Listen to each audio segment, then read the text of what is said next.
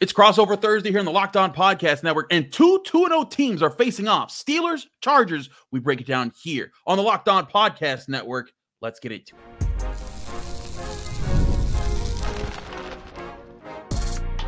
You are Locked On Steelers, your daily Pittsburgh Steelers podcast, part of the Locked On Podcast Network, your team every day. Hello and welcome to Crossover Thursday here on the Locked On Podcast Network. We're your hosts, Chris Carter of Locked On Steelers, David Droegemeier of Locked On Chargers, and we're breaking it down as we do on both of our shows. But with it being Crossover Thursday, we get to cross over. We get to talk together about this upcoming matchup. Two 2-0 teams that are looking to write their scripts on this season. We'll get into all big parts of this matchup in just a minute here. But first, I want to remind you, this show is brought to you by PrizePicks. PrizePicks sponsors all of our Crossover Thursday episodes. And go to PrizePicks.com/LockedOnNFL, and you can use all lowercase Locked On NFL to win $50 instantly when you play $5. Go to PrizePicks today. David, it is an interesting start for both of these teams. Jim Harbaugh, new to the Chargers, not new to the NFL, a well-respected coach. I'd say similarly to Mike Tomlin. You got two teams that are playing a style of football that I think a lot of people were thinking, oh, that's long and dead. You don't play defense first and running the ball and controlling the clock. You play fast. You pass the ball. You throw it all over the lot. And these two teams are punching against that right now. When you look at how these two teams match up, David, it seems to me like they represent the new wave of the NFL that is kind of going back to an old school wave, if you will. They do say that history has a tendency to repeat itself, and we know that running the football, establishing the line of scrimmage, and dominating time of possession is one of the ways that you can win in this game, and also playing incredible defense, right? That's the other thing that you have to have along with that if you're not going to throw it down the field and attack vertically. And also, when you're able to run the ball, when you do want to pass it and you want to take advantage of that play action, you can do it, and it hits a lot more than if you're just an aerial focused attack. Absolutely. And you mentioned playing great defense. The number 2 defense in the NFL right now is the Pittsburgh Steelers. The number 1 defense in the NFL is the Los Angeles Chargers. So there's a lot of excitement here. We're going to get into those matchups in a bit, but I want to stay on this topic, though, of being like this, because the Steelers, I feel like, are in a unique position right now where they kind of have to be this way, because you got Justin Fields, young Justin Fields. You're hoping Russell Wilson comes back healthy, but you haven't had a real sling it all over the lot quarterback since maybe even 2018 Ben Roethlisberger. So it's been quite a minute. So you kind of have to win this way, and they've been doing it. They haven't had a losing season. They've been in the playoffs 3 of the last 4 years. That's what the Steelers do. Pretty good. Yeah, right. They know how to do that. But the Chargers have Justin Herbert. David, why does Jim Harbaugh subscribe to that style when you got a guy like Herbert who is respected everywhere in the league? Well, it's all about taking some food and some problems off of Justin Herbert's plate. It's not asking Justin Herbert to be Superman. We've seen he is capable of being Superman. Like we take into account the game last year against the Vikings where he threw for over 400 yards and was just absolutely insane, ripping throws while having constant pressure in his face. But the Chargers had to win that game on a last-second interception because they just could not run the ball. They couldn't control the clock. They had a very, very bad defense, and so they were asking Justin Herbert to be near perfect. When you can run the football, when you can dominate that time of possession, you establish that line of scrimmage, and you're able to keep possession of the ball and ultimately punch it in and score touchdowns, then you're able to assert your will and dominate the football game. And I think that's something that has really been lost, but that's been a calling card of Jim Harbaugh since he started coaching, right? He's always been about ground, pound, absolutely knock down, drag out, fight type of football. Like, he wants you to feel it after you play his football team. And it's a welcome change for the Chargers, who the last several years have not been able to play defense at all. They haven't been able to run the ball at all. And they haven't won a lot of football games, which I think is a direct correlation to the win and loss record for the Chargers. And I also think you see a correlation between how these two teams have tried to prepare to set up this era, because 2 of the top picks of the Chargers recently, one Joe Alt, one Rashawn Slater. 2 of the top picks for the Steelers recently, one Troy Fautanu, one Broderick Jones, getting first-round offensive tackles making it a priority, making them pillars in your offense for the future to try to get to that point. I do think it's about that. But also on the defensive side of the ball, both these teams boast athletic and talented edge rushers that bring it. They got athletic guys in the secondary, from Asante Samuel to Joey Porter Jr. to Derwin James to Minkah Fitzpatrick. These are two teams that I think have a lot more in common than people realize before they start looking at the rosters. Like, wait a second, these line up a lot.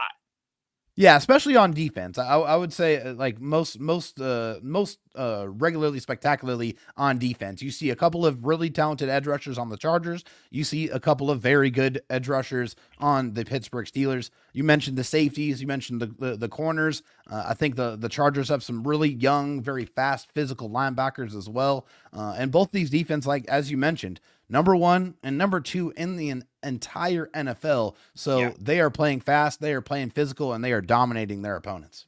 Let's be clear, it's also week 2. You know, Absolutely. It is subject to change every single week. But I do like what I've seen out of both of these defenses so far. Both of them get after the quarterback. Both of them like to make plays, on the ball.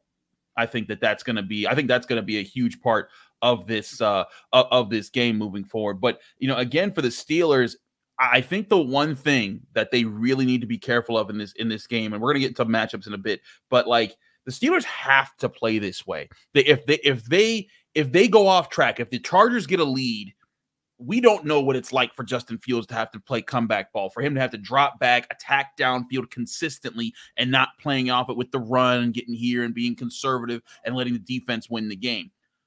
The Chargers, though, I think represent a different kind of challenge, because I think you could trust Justin Herbert. And granted, the receivers situation is not what it was a couple of years ago when he was just throwing all over the place. Yeah. Right.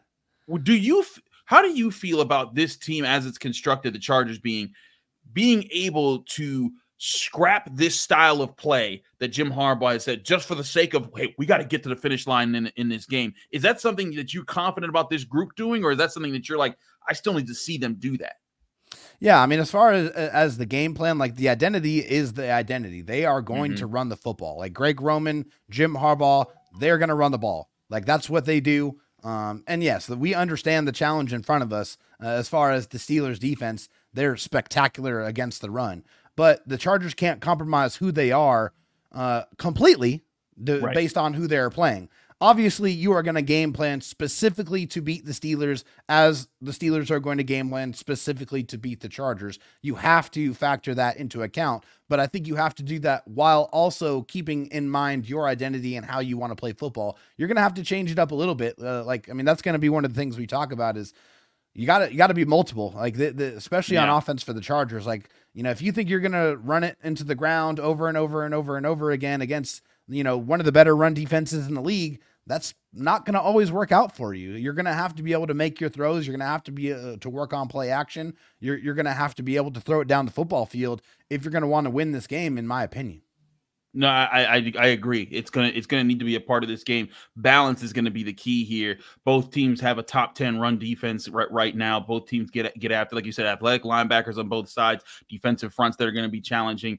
I think that's gonna be a huge part of this game. But again, just looking at how it represents kind of what the future is, you see a lot of teams. If you're not Patrick Mahomes, if you're not a team with Patrick Mahomes or Josh Allen or Joe Burrow, one of those types of guys, and again the weapons to go along with them, you kind of need to subscribe to a different style of ball. I mean, look at even the Chiefs right now. The Chiefs aren't playing the way they used to with Tyreek Hill and Travis Kelce. They're playing a more balanced style of football with the way that they run their offense. And I think that's more to, the fact that they acknowledge, like, hey, we got to play to this different kind of style until we get all these weapons around Patrick Mahomes again.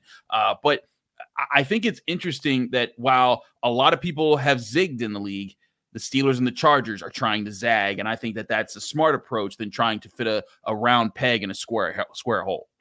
I agree. And also, it's just when you look at the top teams the last 5 or 6 years, those are all teams that have been able to run the ball. They've also had balance, and they've also had very good defenses.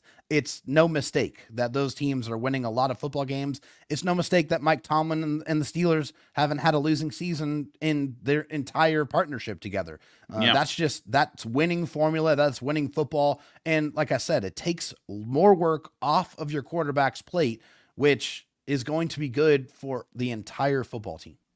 Absolutely. I want to get to more aspects of this matchup. We'll do so next here on Crossover Thursday here on the Locked On Podcast Network. Chris Carter, David Droegemeier, stick with us. We'll be right back. But first, I want to remind you this show is also brought to you by Arena Club. For most of us that like collecting cards, the idea of spending $2,000 or more on big value collector items like a rookie cards of Patrick Mahomes, TJ Watt, Justin Herbert just isn't in the cards. I love collecting, but that's some serious money to drop. Thanks to slab packs from arenaclub.com, now it's possible to score gem mints for a fraction of their retail price. Every card that I listed, it was hit from last week's Arena Club slab pack drop. Arena Club. It's the only repack that provides real value, a complete view of all possible cards, and clear hit rates for each one. Arena Club slab packs are revolutionizing the repack game with transparency. After your pulls are revealed, they'll immediately be placed in your showroom for safekeeping, selling, trading, or auction. The Arena Club grading process is accurate, fast, and transparent, with a full grade rationale provided, an explanation of how your card was scored. Whether you're buying, selling, trading, or displaying, Arena Club is the card collecting platform you have to check out. Right now, you can get 10% off your first slab pack or card purchase by going to arenaclub.com/LockedOnNFL. And when you get there, use code LockedOnNFL, all lowercase, all one word, and that will get you arenaclub.com slab pack with 10% off. Again, that's arenaclub.com/LockedOnNFL, code LockedOnNFL for 10% off your first purchase.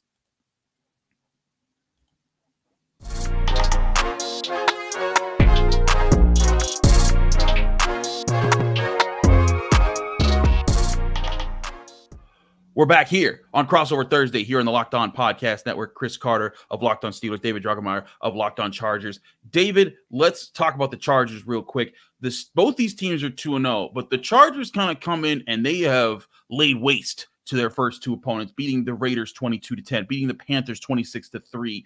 And it feels like, okay, those were nice, but you want to see it against better opponents. Do you feel like this is the warm-up test the Chargers need before they go face the big bag Chiefs in week 4?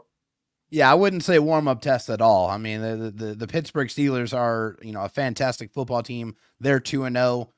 We can't even think about the Kansas City Chiefs at all until we are done with the Pittsburgh Steelers. They have our full respect. They have the Chargers' full attention, and they should. And this is definitely by far the toughest test. And let's be honest here. We expected to beat the Raiders. We expected to beat the Panthers. The Chargers did that. We don't have an expectation on if we are going to beat the Steelers because they're a quality football team. Like I mentioned earlier, they have one of the better defenses in the league. And so this is a huge test, especially for Justin Herbert, who is dealing with a little bit of an ankle injury. He is going to play. I expect him to play on Sunday. I don't really feel like I was never really concerned. He didn't practice today, but I feel like he will practice tomorrow. I'm sure he'll practice Friday, but I fully expect him to play on Sunday. But this is going to be a matchup where you're going to have to run the football. I mean, this is another team that is extremely physical, and this is going to be the toughest test for the Chargers on offense. Can they run the ball against one of the better run defenses in the league? Can they complete passes down the football field? That's going to be the big test. The Steelers, third best run defense EPA, third in EPA versus opponent dropbacks. They're doing well against the rush, going well against the pass. They've been a fantastic defense. And so the Chargers going to have to see if their brand of football is going to match up. And also, this is going to be where Justin Herbert's going to have to show up. Like, the running game can't just take over the game like it did against the Raiders, like it did against the Panthers. You're going to have to do both in this one. Agreed. I think that's the thing is that, balance is going to win the day for either side here, and whichever team is able to find that balance and get the other defense guessing a little bit more, that's the team that's going to win. I also think turnovers are going to play a huge factor in this. The Steelers right now, second most interceptions in the NFL. I think that's a huge part of what you're looking at here as far as protecting the football. Right now, the Steelers have the best turnover differential in the NFL, +5. It's simply because they haven't turned the ball over yet on offense. And to me, that's a big key to this too, David, is if the Chargers can force turnovers, it will put this young Steelers offense. When I say young, I mean young. It's not just Justin Fields, who's 25 years old, and yes, he's in his 4th year, but you got Zach Frazier at center, who's a rookie, Spencer Anderson at guard, who's a 2nd-year, 7th-round draft pick, for a rookie Troy Fautanu in his 2nd start at right tackle. George Pickens is in his 3rd year. You got Najee Harris at the end of his rookie deal. Jalen Warren still in his 3rd year in the NFL. All these guys on offense, even Pat Freiermuth just signed his extension to in his 4th year in the NFL. Yeah. This is a very young offense, and so if the Chargers can put pressure on this offense to have to get desperate, that's going to be the first time we've really had to see that this year. And that's where I think you want to say, hey, prove to me that your offense is taken forward. And in the same stroke for Pittsburgh, you want to say, hey, Justin Herbert, I see y'all been really conservative. I see y'all been loving J.K. Dobbins. What you going to do when you don't have him? Do you trust Quentin Johnson is still throwing the ball in that situation? Can you throw it downfield? Hayden Hurst, those guys? That's what's going to be really interesting. And I also think it's even more interesting, too. Greg Roman, like you said, there's a lot of familiarity with both sides there. Roman knows the Steelers' defense. Steelers defense knows Roman. There's a lot of really interesting factors about this matchup. Yeah, I mean, it's definitely going to be hey, Justin Herbert, you're going to have to step up and make some throws in this game offensively. You're going to have to hit Lab McConkey on those in-breaking routes. You're going to have to hit Hayden Hurst. You're going to have to get the ball to Quentin Johnston in space and allow him to get his yards after catch, yards after contact. You're going to have to put your playmakers in position to have success in the passing game, because you're not going to just be able to lean on the running game that's been so successful when you have the leading rusher in the entire NFL with J.K. Dobbins, who is averaging an absurd 9.9 yards per carry and also has 3 runs of 40+ yards already through 2 games. J.K. Dobbins has been nothing short of incredible so far. But this is it. This is where the real test lies on offense. And then I think on defense, as you mentioned, like the biggest story for the Chargers is, can they smother another offense that's probably still trying to find itself, right? I think with the Chargers, they've held their opponents to 13 total points through 2 games. They have only allowed 2 plays in the red zone the entire season so far. Man. Only 2. They've been extremely dominant on the defensive side, and so they're going to have to try to figure out, hey, how can I make the Steelers offense one-dimensional? How can I take away Najee Harris? Can I make Justin Fields throw the ball 25, 30+ times? That's my recipe for success. That's how I'm going to try to win this football game if I'm the Chargers.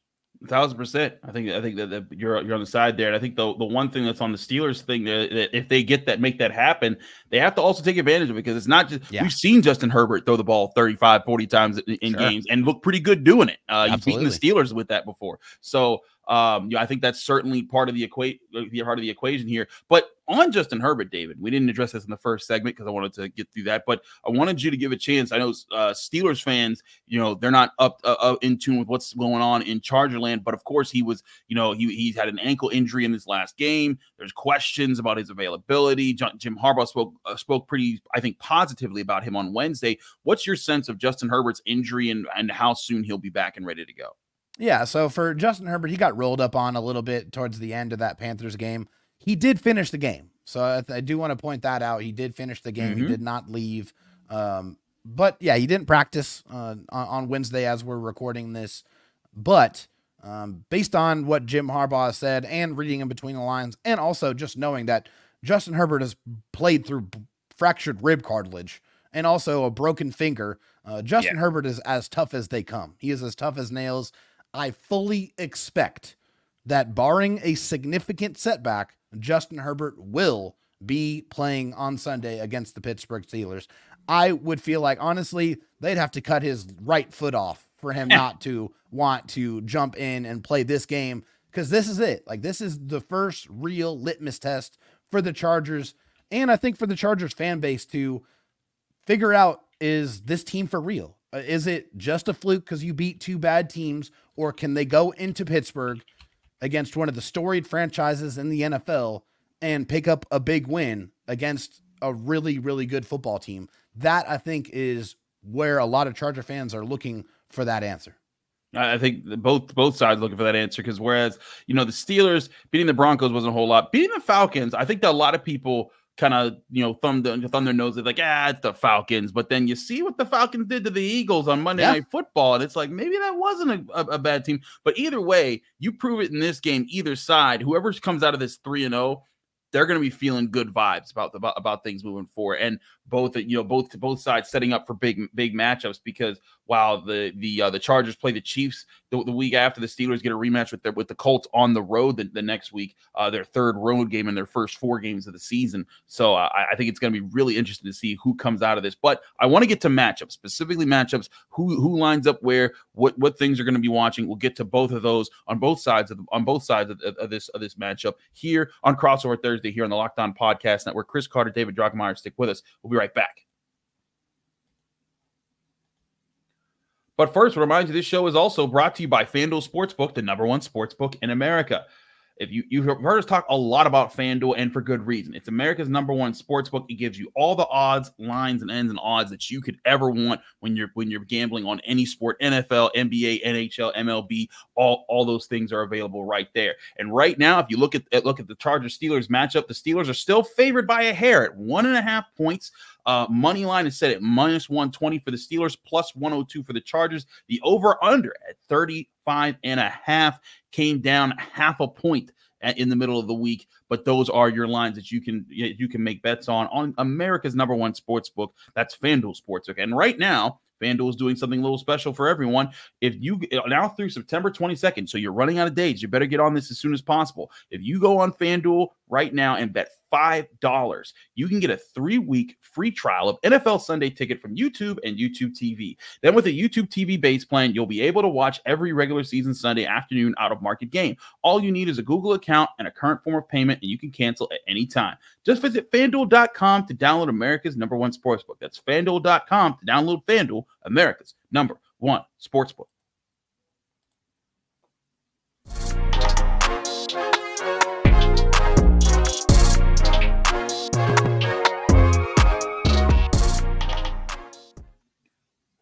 We're back here on Crossover Thursday here on the Locked On Podcast Network. We're not going to get into predictions. We saved that for our Friday shows. That's for that time, and we get to talk with our guests and everything there. But David, let's talk about matchups. That I think we very, very much can do. We're going to do 2 each side. So I want you to lead with your first one. What is the top matchup that you're looking at that you have a circle around and say, hey, the Chargers have to win this one if they have a hope that they hope to win this one?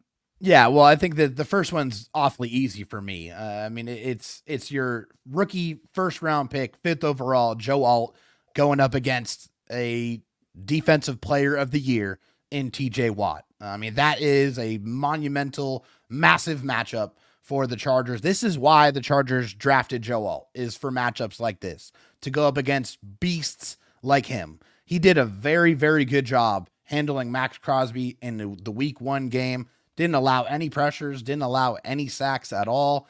Did a fantastic job in Week 2.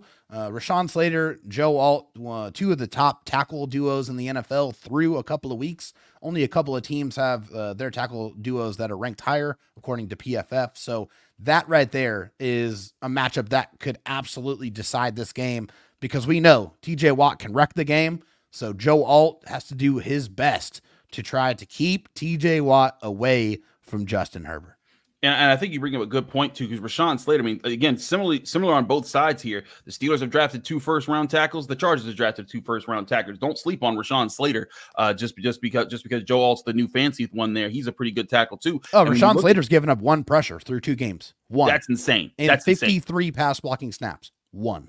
Exactly. And here's the thing is that I think the Steelers in a lot of matchups, you face a team, they'll have 1 really good tackle. And if that tackle's on TJ Watt's side, guess what? That means Alex Highsmith's on the other and he's bringing heat. But it's rare to see 2 teams with 2 high pedigree tackles. And that's why I think it's a great choice on your part at seeing how that matchup goes. If the Chargers neutralize the Steelers edge rush, that is a huge point in their favor. My first point I'm going to look at matchup here is how they attack the Chargers secondary, because you have Asante Samuel at corner and Derwin James at safety. And those are two guys that are highly respected. They're guys that bring a lot to the table. Now, the Steelers in week 1, they notably did not even try to target the middle part of the field. Why? Because the Falcons had Jesse Bates. They were trying to say, hey, we're not throwing anywhere near that guy. Don't let him be the turnover creator. Stick to the sidelines. Week 2, they said, you know what? Patrick Surtain, let's throw to the middle part of the field now because he's on the sideline. But now you have a mix of a guy on the outside and a guy that's going to be playing in the middle that you have to honor if you're the Steelers. And that's where I think it's going to be really tricky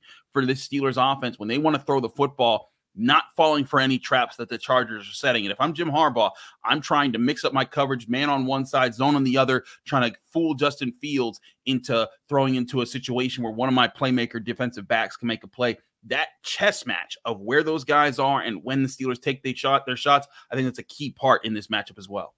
100% it is. There's no question about it. I think, another guy who's kind of been slept on a little bit is the corner that's on the other side for the Chargers. That's Christian Fulton.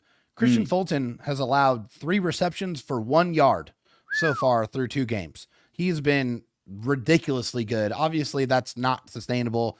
We know that. Asante Samuel Jr. has given up some yards, but hasn't really given up any touchdowns. So I want to know who's going to cover George Pickens, because when you're looking at the Steelers offense, obviously Najee Harris is going to get the ball. We know that. We respect his ability to ground and pound. He is, the Chargers know how good of a running back he is. He's a bruiser, and the Chargers have a guy like him in Gus Edwards, like that. He's our hammer, and J.K. Dobbins, it's like thunder and lightning, right? The J.K. Dobbins is the lightning, and Gus Edwards is the thunder. And we know Najee Harris is a big thunder type of back. He's a big runner. So I think it's who's going to cover George Pickens. Is it going to be Christian Fulton? Is it Asante Samuel Jr.? And how they fare in that matchup, as well as Derwin James on Freiermuth. I think those two right there are the 2 most important matchups for this game defensively for the Chargers. I hear you on that. I'll switch to the Steelers defense for a second, talking about a key matchup there. We talked about the edge rushers. I think a lot is going to also be determined on the interior in this game. Oh, no question. The Steelers have gotten a rejuvenated Cam Hayward. There was a lot of questions. He suffered a groin injury that kind of sidelined him and hobbled him for last year. He's 35 years old. Everyone's like, oh, he's got to hang it up. Well, he went through training camp, and the Steelers signed him to a 3-year extension, and it looks like in the first 2 games, which I think really raised a lot of heads, right? It was like, really? 3-year extension at 35? But for a guy so far, wow. He's been really lighting good. it up. He's been getting pressures. He's been stuffing the run. And he's been joined this year by a healthy Larry Ogunjobi, who's been playing to the pedigree of what he's getting paid in the salary cap. And he's joined by Keanu Benton, who's also playing very well as a second-round pick out of Wisconsin. You have that rotation along with Patrick Queen and Landon Roberts, Peyton Wilson, all active athletic linebackers that fit this mold of, if this is a physical game, that's what they love to do. They love to be physical. I think that, if you go back and you look at the NFL films when they would start to play the big music, when it would just be physical football, you're going to see a lot of that in this game. Linemen getting to the second level, defensive linemen trying to blow up plays, linebackers hitting the hole fast and hard, and running backs having that clash in the hole. That kind of stuff is going to be huge in this game. And how the Steelers' defensive front keeps the linebackers clean, but also gets penetration, that's going to be huge to determine who wins this football game and who wins the ground game, especially when the Chargers have the ball. I think that's probably the area that I'm most concerned with when I look at this football game is how are the Chargers' interior offensive linemen going to deal with the pure beef that the Pittsburgh Steelers are bringing and the skill level. Obviously, you mentioned Cam Hayward. Cam Hayward is ridiculously good. He's shown it, and he's a guy that the Chargers have to try to neutralize as much as they can. He's going to get his. He's a really, really good player. They just got to try to not let him wreck the game. That's the biggest story, is how is Bradley Bozeman, Trey Pipkins, Zion Johnson going to be able to handle the interior of the Pittsburgh Steelers defensive line? How they handle him might be as important as how Justin Herbert plays in this game, because they can wreck it. They could stop the run and force Justin Herbert to go out there and do what he hasn't done yet in a new offense, which is go out there and air it out. So this is going to be a really, really fun game to watch, a really physical, hard-nosed game for 60 minutes. I can't wait to watch it. And what's so crazy is we've talked about all these players. We haven't zeroed in on Joey Bosa. We haven't zeroed in on Minka Fitzpatrick. Like, there's so many other really good elements of this game to talk about, and we only got to some of it here. We'll get to more of it in our Friday episodes here on the Locked On Podcast Network. Chris Carter and David Droegemeier, thank you all for tuning into Crossover Thursday. David, let people know they can find you, follow you, and get more of your work. Yeah, so you can find me on X at DroTalkSD. Of course, you can find the podcast Locked On Chargers wherever you get your podcasts, and of course, on video on YouTube as well. Absolutely. He's David Droegemeier. I'm Chris Carter. Follow me on Twitter and Instagram at Carter Critiques. Read my work at the Pittsburgh Post-Gazette, post-gazette.com. Find me here just like you find David on the Locked On Podcast Network, hosting Locked On Steelers just like he hosts Locked On Chargers on your favorite podcasting apps and on YouTube. Like this video if you enjoy it. Subscribe to this channel to get either Locked On Steelers or Locked On Chargers or both all day in your YouTube feeds. We're each back Friday with our final episodes previewing Steelers Chargers one more time, getting you ready for the big game this weekend. We'll see you there here on the Locked On Podcast Network.